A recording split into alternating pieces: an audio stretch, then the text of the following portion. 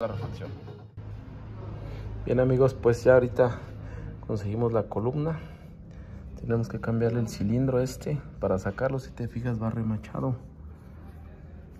¿Qué estoy haciendo yo? Con un esmeril hice una ranura aquí y solamente le doy con un desarmador, mira, y sacamos el tornillo. Luego vamos a hacer lo mismo, vamos a hacer de este lado para sacar este cilindro y poner el del original del carro, que viene siendo ok.